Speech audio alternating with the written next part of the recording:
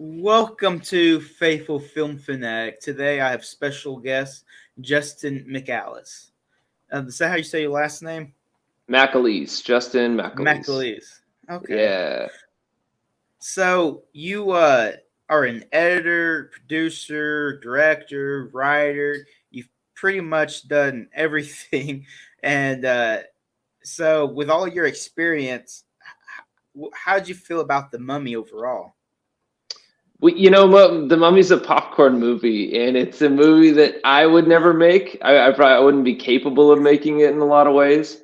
I think it's one of those things that just fills a different niche than I ever got into filmmaking for. So I definitely I have what do you want to say? A lot of sympathy for people who have to make movies like that but I also I sort of revere what they can do in terms of making something that operates on levels that suspension of disbelief is something that lives in there, which is good. I mean that's good for people to be able to escape for sure. Um, so did you like the movie overall? Sure, it's fun. Yeah, I mean it's got a lot to offer in terms of just sitting back, enjoying a good ride. It has a lot of ideas about history. I mean, it's fun because it sort of gets you a lot of things that it teases at what would be in all the Egyptian lore and what would be in some more mystical things that obviously probably never existed in that idea. But it gets you to think about that. So it's like sort of a horror movie, sort of a comedy, sort of a history documentary almost. So I think that stuff's fun. I think there's so much there to get out of it that I think is better than a movie like Transformers or something like that, which doesn't offer the same type of thing. I Right. like historical things. Yeah. Did you feel like this movie was too similar to Indiana Jones?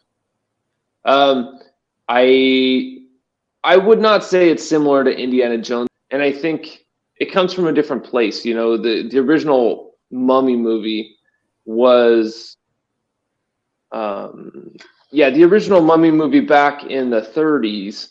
What year was that? 1932 was a horror movie, and that's what it was sort of designed to be. Even when this is like a reboot, like a 60-year later reboot, which is kind of a weird thing. But that's what they were going for in a few different iterations of the movie. And they were almost, I know that they were talking about originally having to be like almost like a Terminator type of idea. That's what the Mummy was going to be in the new version of this movie. And so looking at it like that, that's more based around what the central antagonist is in the movie. And obviously a movie like Indiana Jones it's named after the protagonist. So one of them is we're following the exploits of a hero, and the other one is we're following the exploits of the bad guy.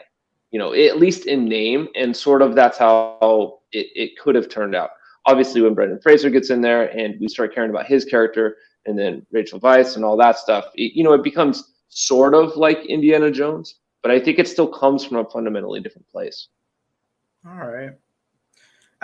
I guess I was watching these interviews, and Braden Fraser kept talking about Indiana Jones and how he grew up, and so when I went back, I just felt a lot of Indiana Jones vibes in certain areas.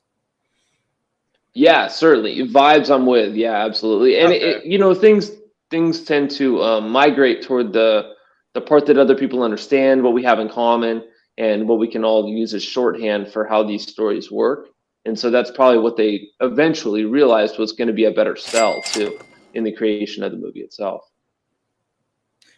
Uh, I thought I thought the writing was kind of weird because I felt like the story progressed through Rick's stupidity. Like every time and I I don't know if they did it for comical effect or what, but it just didn't seem funny to me, and I couldn't buy it. Like every time he did something stupid, and that's what caused everyone else to get in danger, and that's I felt like that's how everything bad happened Because if he would have listened to the people originally, then none of this would have happened. Yeah, that is a little frustrating. I mean, a lot of times, you want the central characters to be in charge of their own destiny in terms of like they ultimately have say over what happens to them.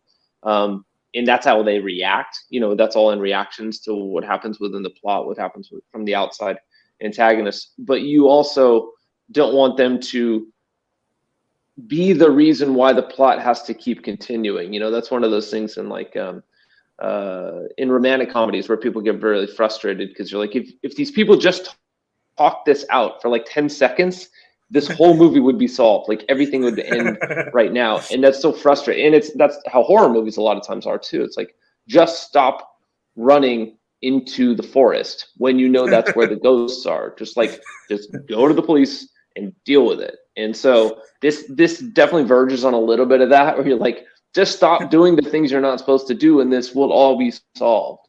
I think it's sort of lazy filmmaking or writing, at least, and so that is definitely one thing that turns me off about movies like that. I always want the things that are befalling the characters to be so strong and so overwhelming and so smart that you can't understand how they're going to get out of it. I don't want them causing their own problems. That's how I feel about it usually. Yeah. And like, even when you're watching a movie and they're taking ideas that could never happen, I always want it to feel like it could happen. Like, you take fantasy ideas and make it seem like it could happen. And I felt like in this movie, there's too much stuff that couldn't happen, like with him being hanging and not dying, and for as long as he was hanging. If you're gonna make fun of the rules of physics, I'm out. I mean, that's sort of what I have problems with the newest versions of the Fast and Furious. I'm not like a big fan of those or anything, but I've seen a few of them here and there, and they just get increasingly more ridiculous. Now they're just superheroes. Like, they're just doing things that superheroes do. They're not like normal humans that are strong or that are agile or that are good with cars. They just have like actual powers and shit now, and that just doesn't make any sense to me. And so, like, I'm over it. I feel like everybody wants to be a superhero nowadays, I guess. Yeah, 100%. Yeah, the studios more than anyone want everyone to be a superhero that is on the screen for them, because that's where all the money is. So, and that's sad too, and it's sad in its own way. Although there's one take on superheroes I like. You have Amazon Prime? Yeah. You ever seen The Boys? Yeah, a bit of it. Yeah, I would like to watch the whole series. I've heard it's really good, and what I watched is definitely a good twist on it. I think that stuff always needs to come along and sort of poke fun at the tropes of what the situation, because people get too deep. The creators of all this stuff get too deep because they have to give people more of what they want and more of what they've already gotten, and so they end up just being self-referential all the time. And so I think that's what's good about things like The Boys, is they can look at it and be like, here's all how stupid this is in a lot of ways, and here's how this would work out in real life. Yeah. I felt like in this movie, The Mummy, I liked the bad guys more than the actual good guys. I didn't think the good guys were written well enough to actually care about them. Okay. Yeah, that's fair. I mean, usually the best place to start, if you have a horror movie or if you have any sort of movie where there's contention between two strong entities, whatever those happen to be, you want a really good bad guy. The better he is, the better that thing is, the better the fight is from the protagonist. And so that's usually a good recipe for success. It usually makes the good guy really good as well, because the good thing has to compete with the really good bad thing. But yeah, I think they let you down a little bit in terms of this.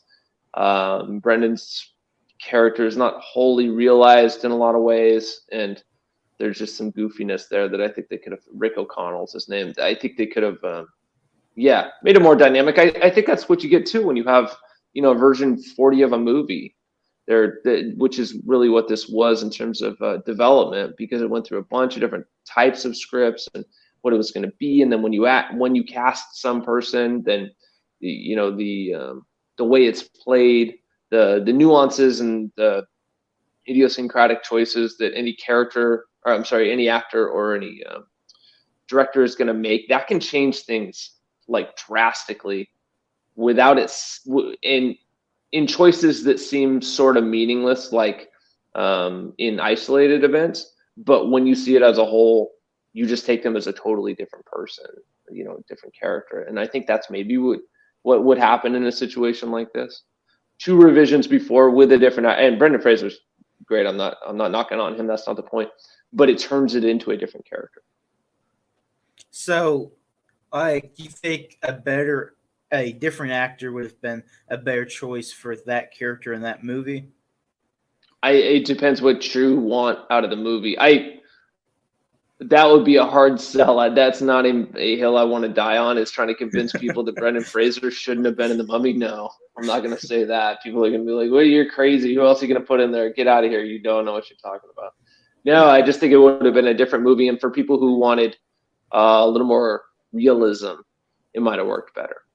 But I don't think people go to that movie for realism. So I think that's sort of an empty venture in that regard. It's been kind of weird though, because there's doesn't seem to have been a whole lot of movies that he's done after this. Because I don't think I've seen anything in him in like 10 years or so. It's been a while.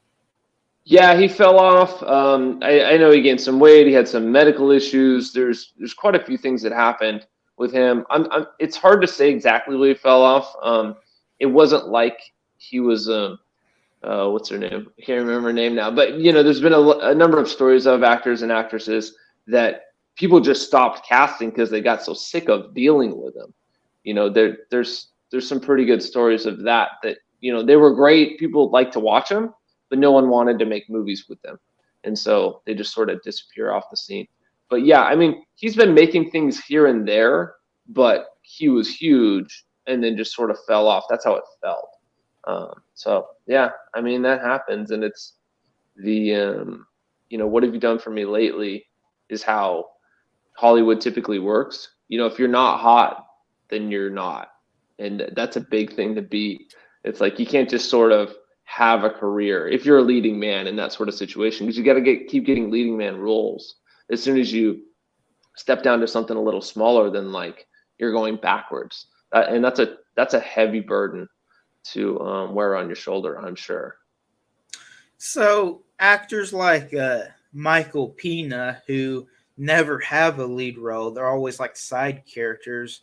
You think like those people don't have to deal with as much crap as actors who are trying to be lead roles and always having to try to please everybody? Or how do you think that works? I think there's still potential to go up. Like if you are in a supporting role, then being in a slightly smaller supporting role, no one notices. You're just in a role, right? But if you are a lead and then you go to a supporting, then that's an obvious decline in like stature within the movie. And so I would say if Tom Cruise starts being, like the 3rd or 4th biggest role in a movie, then something's weird, unless it's like a comedy sort of thing like Tropic Thunder or something like that, but if it's let's say it is an action movie and now he is the 3rd most important character in the movie, like what happened to Tom Cruise. So Michael Pena can be a supporting dude and have like even a small like 10-minute role, and usually people are like, oh, Michael Pena's sweet in that role, he's really good, and that's fine for him. So I think it's a heavy burden to bear no matter what once you start getting only lead roles. The whole industry and career just seems kind of crazy. Like I was reading an article of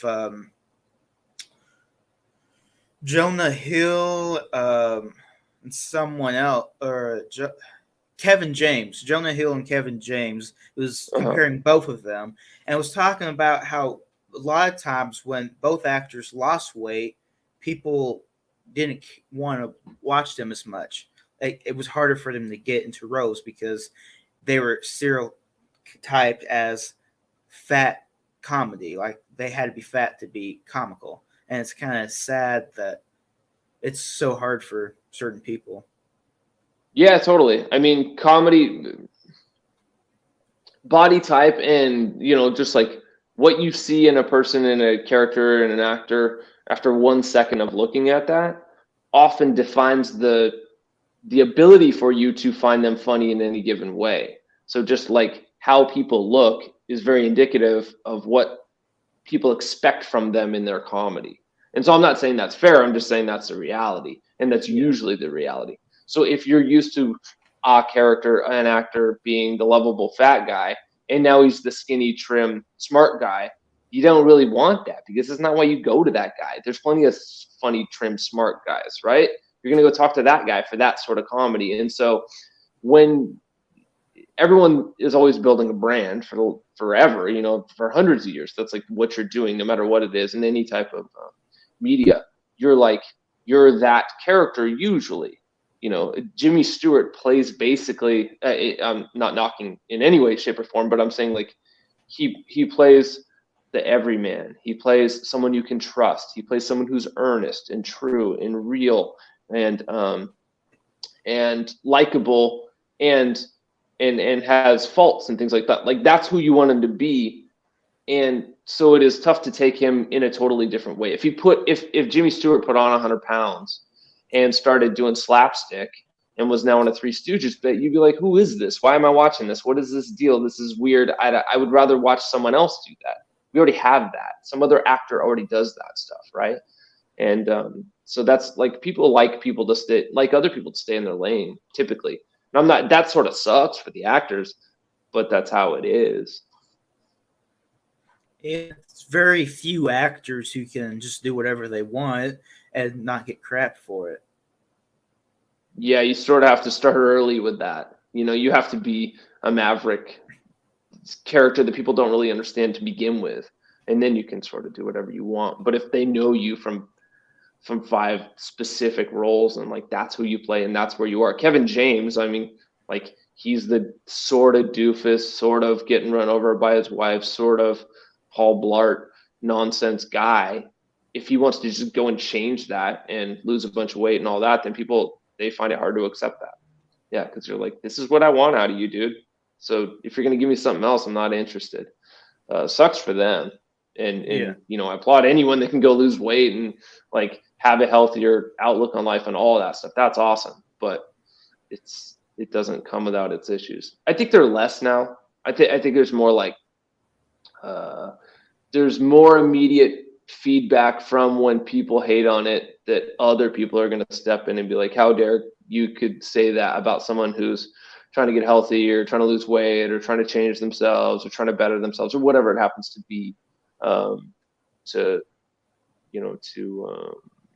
sort of set those scales a little bit more even, hopefully. I feel like Samuel Jackson's always different. What do you think about that? Like, he's never in the same consistent genre of movies. He's always doing different kinds of genres. Yeah, but if he doesn't yell once and say MFer, people got no time for him. He's still got to do it. It's still the reason why they go to see his movies and see him in a movie. He has many more powers outside of that, but that's what they want ultimately. It's everyone's typecast in their own way. No matter how dynamic they are, they're still typecast. They're still a specific type. Even when we see Meryl Streep and she's in the movie that just came out, Don't Look Up, it's like we still expect her to have depth, even within a role like that. Even when she's playing like sort of an idiot, I don't know what you would call it. She's playing the president, so he can only be so like slapstick and stupid. But even when she's playing someone sort of soulless and heartless and anti-presidential, hopefully, she still imbues it with tact and reality within that character. I mean, she's not playing something just for laughs or just for being what would you say, the foil within a situation where you can just have a bunch of dumb stuff happen, and here she is, Meryl Streep, in the middle of that. I mean, she's still playing it real, and she's still trying to have it be as accurate as possible to who that character would be in a way that could exist in life. And that's what's so scary about it, and so sad, and so like shocking, is you're like, yeah, I believe that a president could be like that, and could be that sort of vile when it comes to what actually matters to the American public. So, you know, it's like we expect something from Meryl Streep, and if she went and was Chelsea Handler all of a sudden, not that she acts in a lot of movies or something, we just wouldn't like it, really. It's not the same look. Do you think Brendan Fraser was typecast after this movie came out, or what do you think whenever he was doing movies, what was his typecast? You'd think? Yeah, goofy, lovable. You know, crazy stuff happens around him. He does dumb stuff to cause crazy stuff to happen. Yeah, sure, absolutely, you got typecast in that.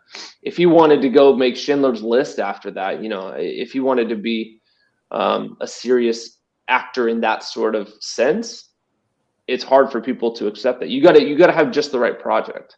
And so it's not that, like, I think people want to believe that Brendan Fraser can be a good actor, and he is a good actor. I'm not even trashing him by any means, but I'm saying, like, if he wants to get out of that typecast role, then he has to pick just the right vehicle for that. And I think that's where I think most actors are capable of doing most things, but finding the correct role is really difficult. You know, when we've seen Jim Carrey and Adam Sandler break out of their slapstick stupid stuff that got them where they were, and, you know, in Punch Drunk Love, in maybe there's a few roles. It's weird because Jim Carrey sort of flirted with it back and forth. He would do The Mask, and then he would do something that had a little more Eternal Sunshine of the Spotless Mind. The timing is off on that by a lot, but I'm saying something as ridiculous as you could be, and then doing Eternal Sunshine, where there's like real, actual human emotion in there that's like really earnest, and then going back and doing some other silly high concept movies.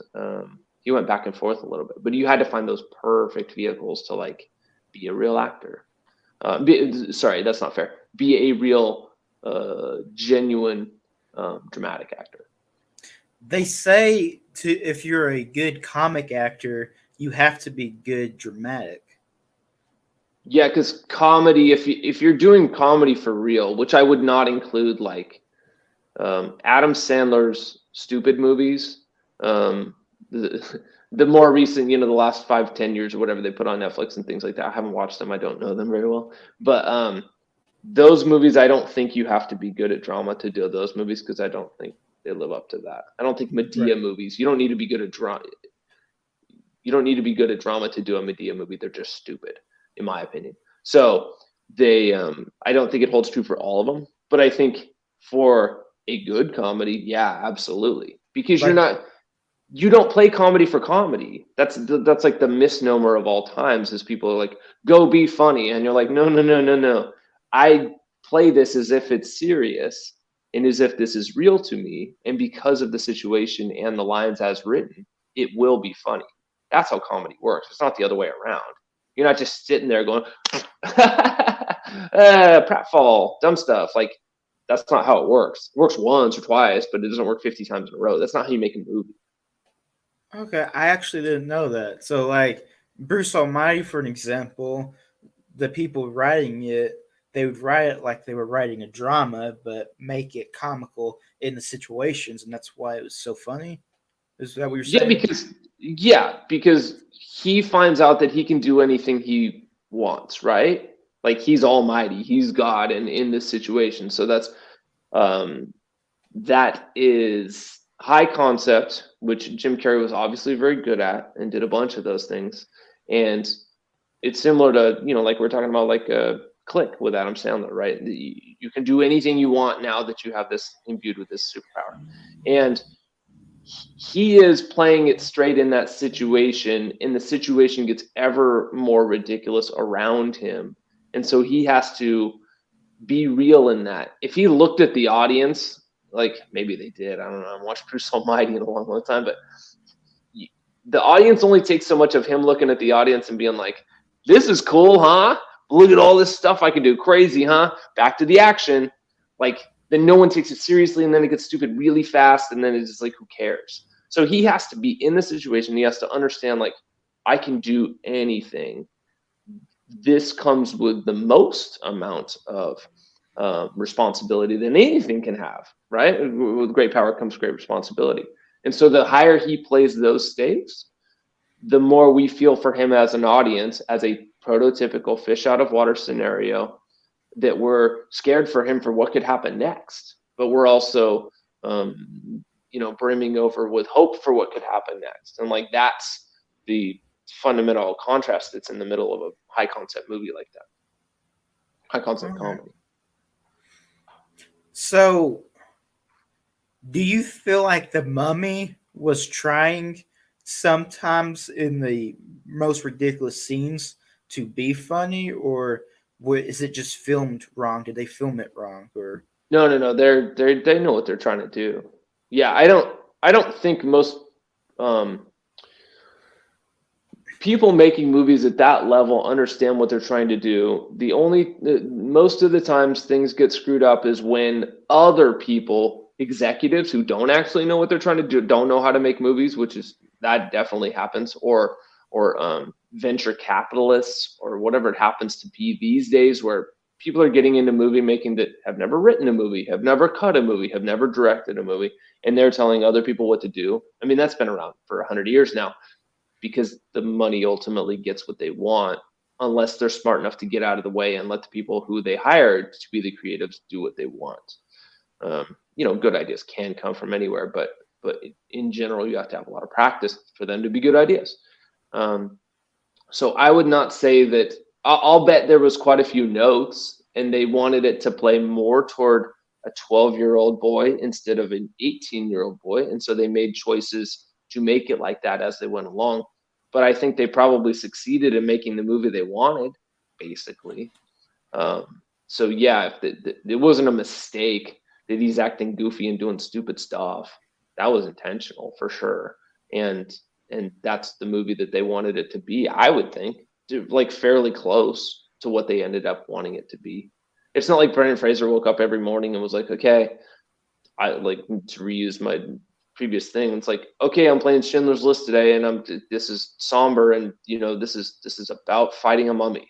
No, there's a bunch of jokes and stupid stuff and things happening and pratfalls and hijinks and all that. So that's what they went for. That's what they did, and that's what people can like if that's the type of movie they want to see. All right. How'd you think about the CGI for as old of a movie as it is? You feel like it stands in time? Yeah, I mean, I think it's any of those. Who would you want to say? Certain things tip us off way more than other things. And so, like, some of it is great, and you're like, yeah, that's fine. I totally buy that. It still looks nice. And then other things, you're like, wow, that one's really bad. How did that get through? Or, and from a technological perspective, I mean, some things are just hard to do and were really hard back then and are still hard.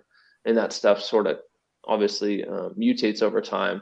But it's never easy to do that stuff. It always takes a lot of money to do it right. And I'm sure they did what they could do at the time. Everyone's trying hard for sure. Right. But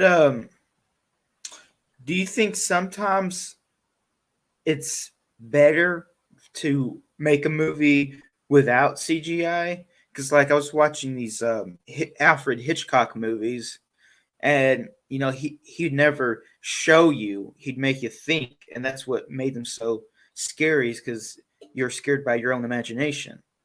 Whereas in movies like The Mummy, it's showing it to you, so you feel like that makes it less scary. Yeah, I mean, that's the argument. They talk about Jaws, and what happened on Jaws, about 1,000 problems happened, probably more than a million problems happened on Jaws. But if anyone wants to know about how tough filmmaking is, just watch the documentaries on that. They are excruciating. But what happened on Jaws was they couldn't get the animatronic robots to work, the robot sharks, right? So they tried multiple versions, and they would get in the water, and it wouldn't do its thing, and all those. And so Spielberg eventually sort of had to cut any of that stuff out that they did shoot, and not really use much of anything from the sharks. They just couldn't do it, and CGI didn't exist. There was nothing like that then, and so that's what you had. And the movie, I think everyone has to argue that the movie is scarier and better because of that. Like, that's the best thing that could have happened. That's the way it worked out. They got a couple shots. That's all they needed. There was enough to let you know that it was a terrifying problem if this shark ever got them. And so that was all they needed. And so the movie was better from that. And so from a Hitchcock perspective, one of his quotes that I like is, there's no terror in the bang, only in the anticipation of it. So Hitchcock was a master of suspense. That's what they say. And suspense is bomb, bunch of people that would be exploded by the bomb, and then you just cut back and forth between them. That's like all you need to do. And that's hard to keep ratcheting up the anticipation there and the terror in that moment. But that's all that basically is. And he talks about that a lot, is like unstoppable force that is very scary, that will happen. The people who are going to be hurt by that unstoppable force, and the thing that can stop it. And you just see that play out in real time. And so all you need to know is that the unstoppable force is unstoppable, and will happen imminently. That's all you need to know. You don't need to be kept reminded of how scary it is. Because if you accomplish it in the first moment, then people believe it and the audience is with it, and it's already scary enough. So, yeah, I don't know that would work for The Mummy. That's not my point. I'm just saying that's how that works. I just see a lot of movies being made nowadays where they're showing you everything. And I think in most situations, it's scarier not seeing it or seeing it once. Yeah, I think people want to see it, and then they are frustrated when they see it, and then they feel like they got less than they were supposed to get out of a movie.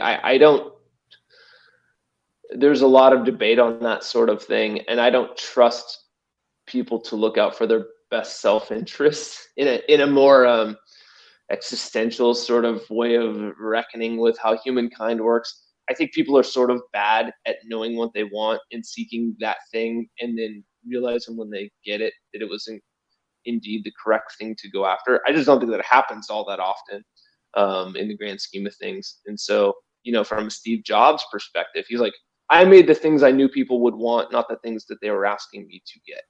He didn't design an iPhone because people are like, oh, could you make a thing that's all touchscreen with like 2 buttons? That's what we want. No one said that.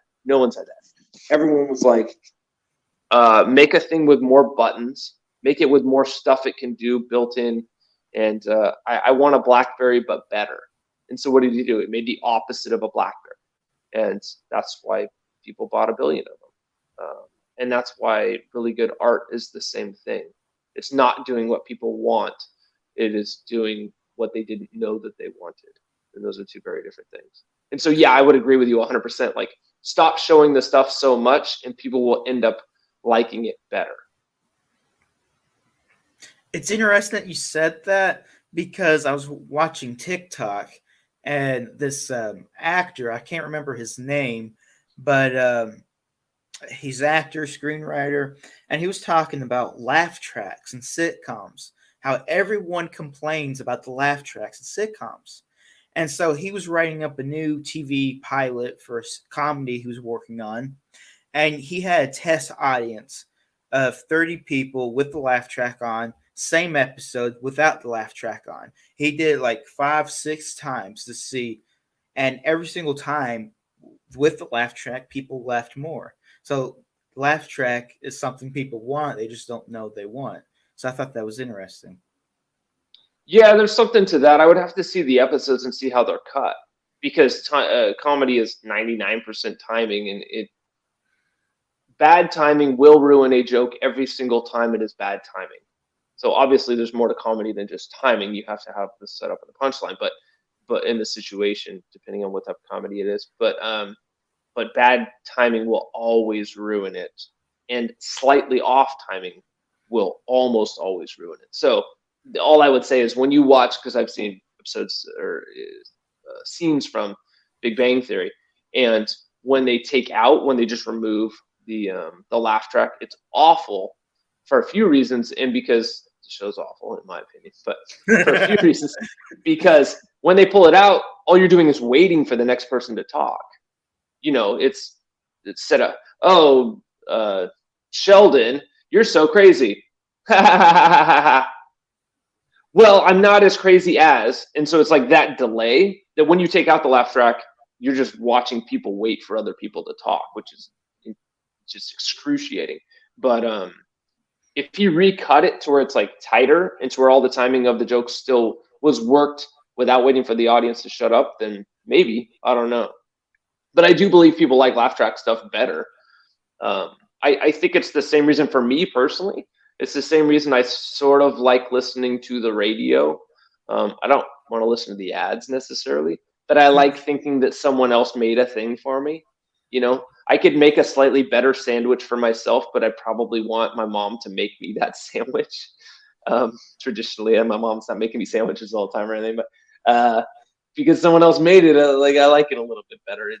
There's a little bit of community there, and I think that's how radio is, and I think that's kind of how a laugh track is, if indeed it is reflective of the actual show and the actual scenes and all that stuff. So if you take something like Seinfeld, so what they say about Seinfeld is like, we use a laugh track, and we did sweeten things sometimes, meaning like we took laughs and added them to scenes. But what they said was, we never took laughs that weren't part of that scene. It just might have been a different take. And because we were already 8 takes deep, we didn't have the same amount of laughter on the 8th take, but it did exist in that scene. And we were just like sort of making it match how it felt on set. But they weren't just taking canned laughter from some other episode, some other show, some other whatever, and putting that in and being like, ha, ha, ha, here's the funny part. That's when laugh track is bad. In my opinion, Seinfeld laugh track is not bad because it was real. It was on set and it happened with regard to that scene and that exact moment. Okay. And I do think nowadays a lot of laugh tracks are canned, and maybe that's why they're not as good. Well, 100%. I mean, shows have come out in the last 2 years. How many people were in audiences in the last 2 years? So you know automatically it's fake. Like, it can't be real. It has to be from some other episode, some other show, some other whatever. So do you think that the people putting that laugh track on are going to undersell it? They're going to have less laughs than might have been? No, they're always going to do it over. And so then you're watching. There's the cognitive dissonance of you watching something and being like, this isn't funny. All those people are theoretically laughing at this. That makes it even less funny to me. That's how I deal with it for sure. All right. And the thing is too, it's cheaper. It's easier to do laugh tracks because you only have to write half as many lines. Like I was saying on the Big Bang Theory and Friends and stuff like that. There's way less dialogue and way less stuff that has to happen because you're waiting for people to stop cheering or laughing or doing whatever they're doing. The Simpsons and animated shows are different, right? Because they don't have a laugh track. And so that means you can pack in 6 jokes in 15 seconds, like discrete jokes about different parts of a thing happening on screen. I've seen the examples of it. There's 6 jokes in 15 seconds or whatever. And you just literally can't do that with anything with a laugh track, any sort of sitcom, because you're waiting for the audience to shut up. You can't do it. It's impossible. And that's why to me personally, animated shows are so much more efficient at being funny. They just by virtue of the fact that they're not waiting for other people to shut up. I assume you like The Simpsons a lot because it's your profile picture of you as a Simpsons character. Yes, I did. That's my favorite show of all time, hands down. Yeah. What the first 12 seasons? The first 12 seasons, then I don't give a shit after that. Doesn't count. It's not even a show. So, what was it about that show that that drew your attention? Yeah. Um, there's a multitude of things. I mean, they plays when I refer to it, I'm literally referring to like seasons 2 through 10 or 2 through 9 or something like that, and then like 1 through 12, sort of also, or 1 through 13. Who knows? But anyway, I'm talking about the Golden Age of the Simpsons, which was the most consistent television that's ever been made in terms of comedy for sure. It was they had they made 200 episodes in a row that were basically perfect. Like literally, if you look at their IMDb ratings, you could see exactly which episodes in that 200 episode span weren't good because you could see the ratings dipped by like a couple points or whatever. And you know which ones those are? Clips episodes. The only episodes in that entire run that weren't of like a similar quality, a very high 8 point something, 9 point something, were clips episodes.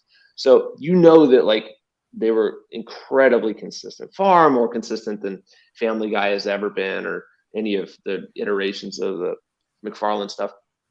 And other shows, Futurama, in my opinion, also wasn't as consistent, and most other ones aren't, or any other ones aren't, in my opinion, and certainly not sitcoms. There's no sitcom that has been like equal in that many seasons for 8 solid seasons and never getting back. So anyway, there's consistency, and that comes with knowing the characters, being true to the characters, and trying to have things be somewhat realistic in real life. When The Simpsons got bad, it's because they stopped caring really about if things could actually happen like that ever, or if characters would actually respond like that, or if Homer would be too dumb to live anymore. They stopped caring about that, and the show went downhill for a variety of other reasons, in my opinion. Um, it still has some things to offer. It doesn't have what it used to offer. The Simpsons isn't awful now. It's just not nearly as good as it was, in my opinion, and in the opinion of most people. Um, but it cared about story first. The jokes are the jokes go along with the story, and they took it very seriously who Homer or who any of the characters were as humans. That was like job one, and I think that's where a lot of the comedy comes from. They also, I think you can relate anything. One of my like posits is that anything that ever happens in life can be related to The Simpsons in some way. Not even from prognostications, not like, oh, they predicted this thing happening. I'm not even talking about that. I'm saying anything that happens in life, I can find a Simpsons quote for it that elucidates that uh, whatever that thing happened to be in real life. And what I mean by elucidate is like it takes it and it twists it on its head a little bit, just enough to where you can see it from a different angle and you can understand why that is happening, why that happened, how to feel about it, what's funny about it, what's worth like moving past about it. And that's the beautiful part of good art, good comedy, is taking anything like that and being like, yeah, but what about this about that? And then you're like, okay, I get it now. This makes sense. I understand how that happened, and I understand how I can move on from it. And South Park is very good at that too. I think most people would say South Park's a little less consistent over time, but I think South Park is definitely one of my favorites as well. And they're very good at looking at real things happening in life and being satirical about it. Certainly one of the best. I imagine that a animation would have a lot of advantages of being animation versus live action, because if an actor leaves or something, you won't know because it's voice actor, and you could probably find a voice actor that could do similar, or you might not even notice. Yeah, that can be for sure. I mean, it's you there anytime you get rid of the requirements of your art, so meaning limitations is a better word. Anytime you cut out limitations, you invite far more problems because of sort of option paralysis. So when you can do anything, it's hard to do anything. When you are limited by Cheers, let's say, you have a bar. Most everything happens in the damn bar. When it's limited to the bar, then you run out of stuff to talk about, but you also know that you're not suddenly going to have them flying across the country. There's going to be all this crazy stuff happening. Like that's a episode, maybe. I haven't watched all of Cheers, but that happens rarely. So you know where all this stuff comes from. You get to sort of come up with the same story but a little bit different each week, and that's far easier. So that's the problem with anything when you're talking about animation, is like everything's possible at all times. And so I think maybe say a problem with The Simpsons over time is that they started doing things that were less and less believable because everything was possible. And that's when people are like, this is trash. I don't like this anymore. So it's both.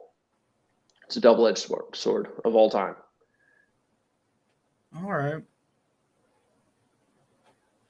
But with the Mummy, did you feel like it did too many cliches, or do you think that that was meant to be funny with the theme of the movie? I think it was meant to be funny. I think it is very hard to. It's a hard line to walk in anything you're doing because you have to appeal to what people already understand and think is funny, and especially like, most anytime you get a trailer for a comedy, they're usually going to have the most cliche jokes because that's going to be the thing that appeals to the most audience members immediately without having to know more about the situation or the characters or the movie or whatever. So I think on a movie like this, they have to live off of cliches to an extent, and hopefully they tweak them just enough for people to be all right with it. But a lot of times it's not. I would say that the first Mummy is probably a lot less cliche than the second or third Mummy. So All right. they fall into their own cliches at that point. That's the bigger problem, I would say.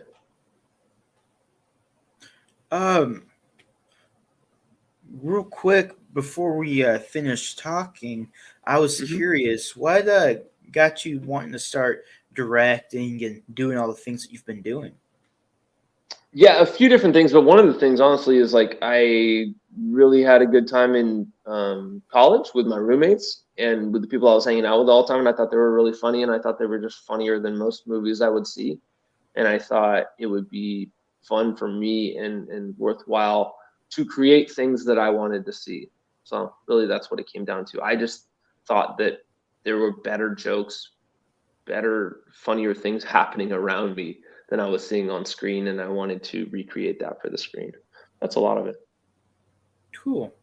And because you're a director, I'm curious, when you're watching a movie, do you have like the mindset, well, if I was in charge of directing this movie, I would have done this, I would have done that? Or like, is it hard for you to sit in the audience seat when you're. Yeah, for sure. It is it is naive to think that when put in a position you would do any better. I think that's sort of that's a pretty brash thing to look at a movie, especially something big like The Mummy or something. Like that's a huge tentpole movie for them, and that's $80 million or whatever went into it. What was it? It was a lot of money, right? So Yeah. the type of money that goes into a movie like that, you really have to assume that the people were doing the best that they could, and that if you were put in that position, it would be equally difficult. I mean, I think the hardest job you could have is directing Star Wars 7, right? Like that's impossible. 7, 8, or 9, like, oh my God. Like I wouldn't want to, if you held a gun to my head, I wouldn't want to have to be responsible for that. I mean, if someone gave it, I wouldn't take it. I don't know enough about Star Wars. I'm not a good enough action director. So I would say no. I would say point blank no, because it would be a nightmare. It would be awful. And I don't think I'd make a very good movie. I'd probably make a worse movie than they made. Do I think those movies are great for what they are? No, not really. They've made a lot of, there's a million reasons why they screwed that up. Was it exceedingly difficult not to screw up? Yes. Like it's almost an impossible task to make very many people happy with that stuff, the majority happy. So it's like, I try not to look at movies and think like, oh, I would have done that better, because I think that's just a conceited way to look at it. I would hope that I could improve on certain things in a thing that I made by in something that I made. I would hope that I could improve where I thought they didn't do it right. But when I'm dropped in that situation, it's like I can't go in there for Tom Brady in the Super Bowl and be like, oh, I could do better. Like that's basically what it is sometimes. Like, you don't even know how to play football, and I'm like, yeah, but he sucks. Like that's the type of mindset you have to be like, oh, I could direct better than him. You're like, dude, you have no idea what's going on here. Do you like watching bad movies? Because I was reading from someone who was talking about how they believe that watching bad movies, you're going to learn more as a writer than watching good movies, because you're going to pay attention to why it didn't work out, versus if you're watching a good movie, you're so submerged into it that you're not really looking at everything. Yeah, I think that's an excellent point. I think you definitely can learn more from bad movies.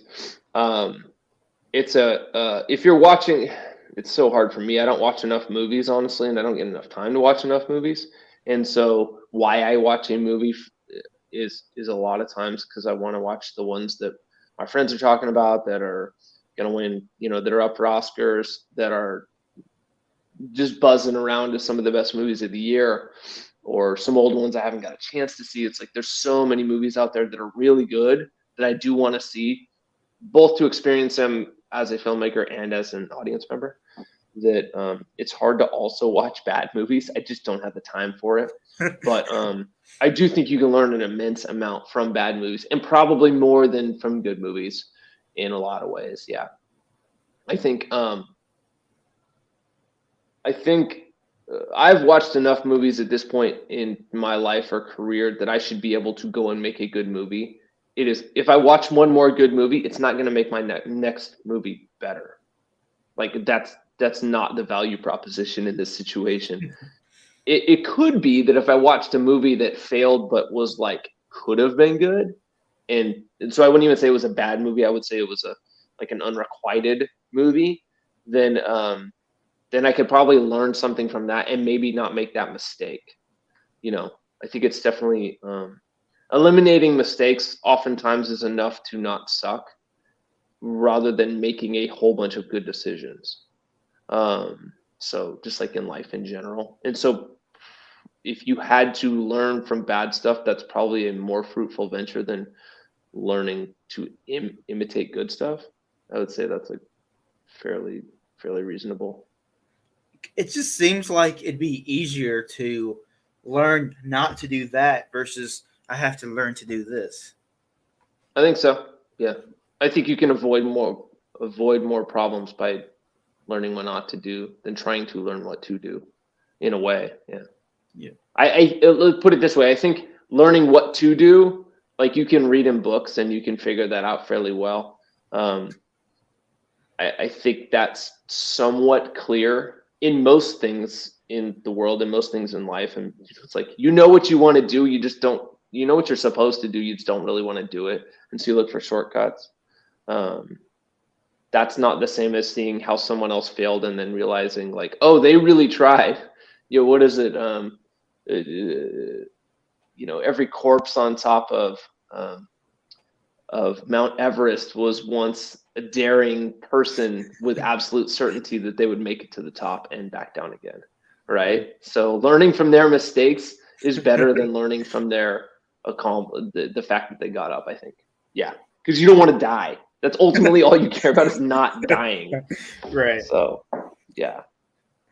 I was kind of curious though, because you've made movies, and you've now Brick Madness and Better. I have not yet put the time to watch either of them, but I know that you directed them.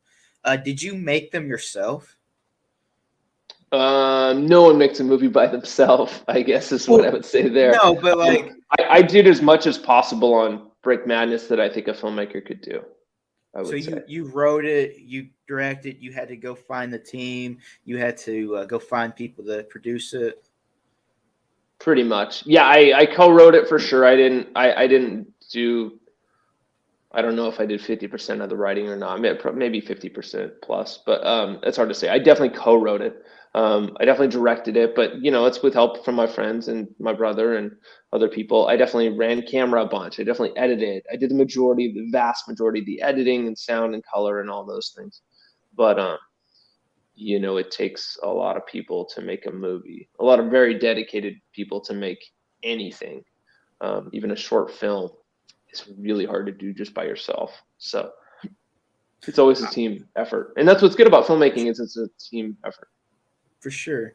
I was wanting to try to make a movie, just kind of practice and learn, like not really expect my first few movies to be all that great because if you're gonna have to make mistakes to be good.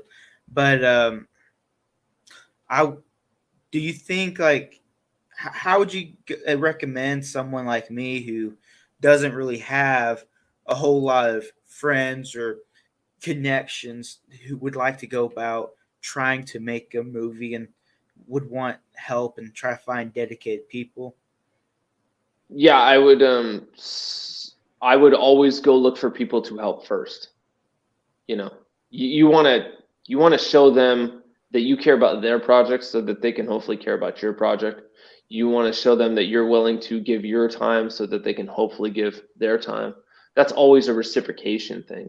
You want to offer up whatever you can offer in earnest, and then if they want to reciprocate, then great. If they don't, then it's like you can't control that, but you at least have to give them something before they give you something. I think that's definitely the way to look at that situation ever. And in helping them, you realize people that you probably didn't want to work with anyway. If you just reach out and be like, "Hey, I need help on this thing," for one, that's rough. You're probably not going to get much help, and for two, you might end up getting help you don't even want. So, I would say going and finding the people you like working with is definitely the most important thing. You look at the Coen brothers, and this is not the same thing because there's a bunch of money there and they're really good at it and they make a bunch of movies. It's different, but I'm saying they work with the same people all the time. Or Tarantino, Scorsese, anyone you can name, pretty much. They work with the same people over and over again. They've been That's working what with I, the same costume designer for 30 years, 40 years or whatever. Murray Zoffreys, I think, is that one. Carter Burwell doing the music. It's like they work with the same people because they have a good working relationship. Um, and I think that's important to get. It's a good working relationship with anyone that you can work with. how would you recommend me to try to find people for me to reach out and try to see if I can get involved in stuff they're doing? Like right now, I'm in the Great Passion Play. I don't know if you've ever heard of it. It's a play about Jesus's life in Eureka. Oh, okay. But how would you recommend me to go about if I would like to try to do something bigger or better, meet people, and maybe have an opportunity somewhere? Yeah, it's always a balancing act. So you have to know that on your end, your game is tight. Like you're ready to bring it when someone else is ready to help. So there's always the study on your end and like the honing of your skills. And you can't really do that you can only do some of those things within a movie context without having a team to also help you with that stuff, depending on who you are. Some people can make a movie by themselves, but it's really hard. And you have to be good at a bunch of other stuff to be able to do that in the first place, which is also really hard. So you want to get a team around you. And to do that, you want to be able to find people that like making movies and that are not looking to get paid immediately from making movies for whatever project that might be, right? And so you want to look on any way that you connect with anyone, usually online these days, and that is to find any local filmmaker meetings, to find any film festivals that are happening in your city or maybe a close city nearby, something like that, right? And you want to go to those and you just want to hang out and you want to talk to as many people as you can talk to, say what you're doing and offer your services, whatever that might be. So you might want to find something you're good at specifically. you're not going to go to those things and be like, hey, I'll direct your thing for you, because no one's going to have you do that. They're there to direct their own thing. You're probably not going to say, hey, I'll write your thing for you, because people are going to write their own projects. That's why they're getting into filmmaking in the first place. So it's more like, hey, I would love to come, whatever you're good at. And so if you haven't been on set, then you might not be good at setting up lights or doing sound or doing art department or things like that. But there's some of those things that you could maybe like help with and just be useful. And even if it was just organizing or whatever, then you can go on set and sort of help with the things that you can help with, or learn a craft of some sort and then help with that stuff. The ones I just mentioned.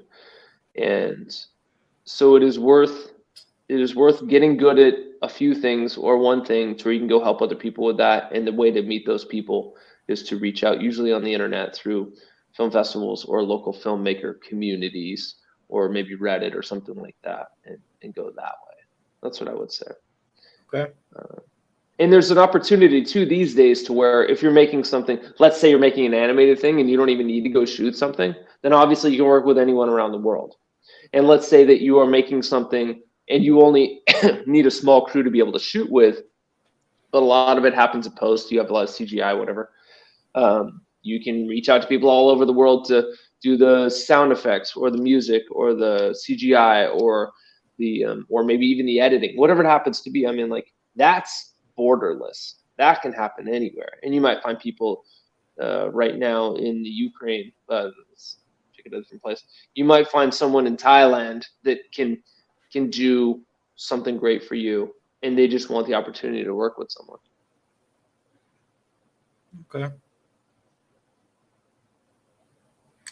All right. Well, I very much appreciated your time today, and I enjoyed talking to you. And Thank you. No problem. Was there anything else you'd like to add? So if you want to watch Brick Madness, it's I think a very funny movie about a national Lego. They're not called Legos in our world, Lego in our world, but a national tournament for bricks. But anyway, if you go to Amazon Prime, then that's on there on Amazon. Just look up Brick Madness. You get it at brickmadness.com, or you can go to bettermovie.com if you want to learn about basically the biggest meta study of health and nutrition that ever happened by a New York Times best-selling author and the 7 Harvard doctors and 35 or so diabetes sufferers that we talked to, and to learn about, to finally settle a lot of questions about what to eat, why to eat, and how to go about doing that. That's what I would say. So that's bettermovie.com. I'll go there. All right. Thank you so much, and I look forward. I'll get back to you as soon as I can figure out a good date for us to do those movies. Cool. Sounds good. Thanks, Terry. No problem. You have a great day. You too. Bye.